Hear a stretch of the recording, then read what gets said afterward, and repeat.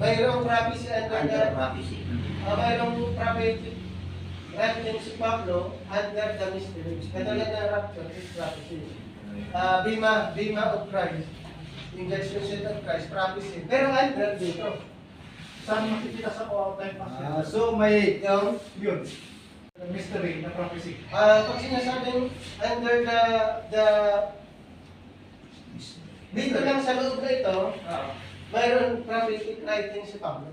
Halimbawa. Katulad ng rapture, di ba hindi pa nangyayari? Hindi nangyayari yan. Yan, prophetic ano yan. Under Yung mystery. judgment seat of Christ, hindi pa nangyayari yun. Kaya Ayun, prophetic yun. Prophetic yan. Pero under lang dito. so may prophetic sa Mystery. mystery. Meron. Okay. Yun, dapat ang ano. Mayroon. May prophetic. Kaya sa Pablo, mayroon siyang prophetic. Tignan niyo, dito sa Baka may turo ko iba yung masabi ko eh. Kaya, dito sa Romans 16. 16, 20, 26. Pakibasa. But now is made manifest, and by the scriptures of the prophets, according to the commandment of the everlasting God, made known to all nations of the obedience of So, Nations. yan. Napansin niyo yung ano doon? But now. Di ba dito yan? But now. Ito ang programa. Sabi niya dito, is made manifest and by the scriptures of the prophets according to the commandments of the everlasting God. So yung word na prophets dyan ay adjective, hindi siya noun. Ibig sabihin, since ito ay adjective, referring to the prophetic writings of Paul. So, yung iba in-interpret nila, may mga propeta, Pero sa pag-aralan mo itong prophets dito ay hindi siya noun. Kasi, hindi pa nangyayari. Hindi pa nangyari, ibig sabihin prophetic, right? Prophetic. Kaya, prophetic writing. Prophetic. Yan, ito yung sinasabi niya. Scriptures of the prophets according to the commandments of the everlasting God made known. So, ito yan. Ano ba yung mga prophetic writings ni Apostle Paul? Marami din. Katulad ng rapture or prophetic writing yun. Ano pa? Yung Bima. Bima Seat of Christ.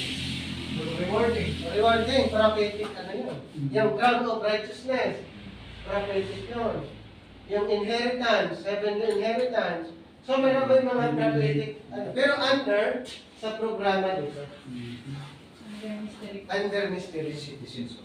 Yan. Kaya mayroong tinatawag na prophecy under the mystery program. Yan. Sa prophecy din, mayroon din mystery. Prophecy, pero may prophecy program, pero meron din mystery. Ito lang, mysteries of the kingdom. Yung mga parables, mystery yun. Mysteries of the kingdom, yung na-mention ni Jesus Christ during His earthly ministry. So sa prophecy, mayroon din mystery. Sa mystery program, mayroon din prophecy. Yan. Kaya depende sa context. Ano yung pinag-uusapan. Pero, yung rapture, hindi siya prophesied ng mga propeta.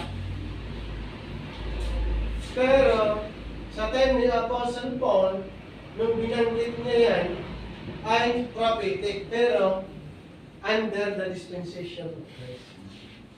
Yan. Under the dispensation of Christ. Nakuha mo, Pastor? Siyempre pag ma-share. At ano na yung sa isa pa yung dito sa Romans 16. But now is made manifest and by the scriptures of the prophets, ibig sabihin referring to the prophetic scripture na isinulat ni Apostle Paul during sa time na ito. And then, sa dispensation of grace, mayroon din binigyan ng gift as prophet. Kaya nga mayroong propeta din. Under grace, lalo na sa transition. Tignan nyo ha. na kaya mayroong tinatawag na prophets kasi mayroong mga prophetic events during the dispensation of grace. Yan. Dito tayo sa Ephesians 4. O, dito sa Ephesians 4, verse 11, mayroong binigyan ng gift of prophecy, prophesying. Pero under sa programa dito. Pakibasa. And he gave some apostles, and some prophets, and some evangelists, and some pastors and teachers. Napansin niyo? And he gave some apostles, some prophets, some evangelists, and some pastors, teachers. So, kailan ito nangyayari? Siyempre, under the dispensation of grace. So, under the dispensation of grace, mayroon bang binigyan ng gift? Apostles, prophets, evangelists, pastors, teachers? Mayroon. Kailan ito nag-operate? During the transition. From Acts 13 to 28 lang sila nag-operate. Hanggang ngayon ba, mayroon pa? Binigyan, wala. Kasi dito, past tense. Ang ginamit ay he gave. Hindi continuous action yung nasabi. Paano ba maging continuous action? Giving. Diba? Pero ang ginamit dito, gave. Past tense. So, ibig sabihin, yung pagbibigay ng gift ay noon lang ginawa. Pero, after Acts 28, wala na.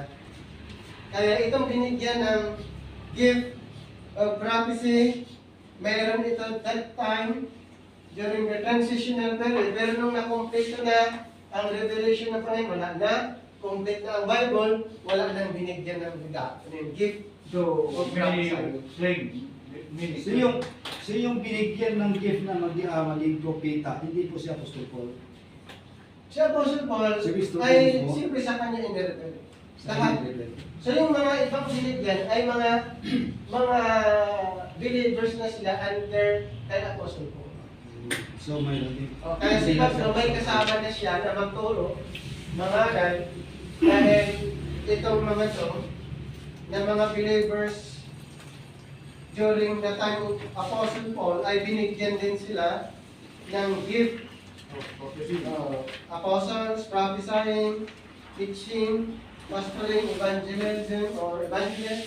Dito. Pero noon lang yun, During transition. nag-operate during transition, yung hindi pa nabuo, na kompleto ang revelation of the dispensation of grace. Pero nung kompleto na, wala na. Complete na ang Bible,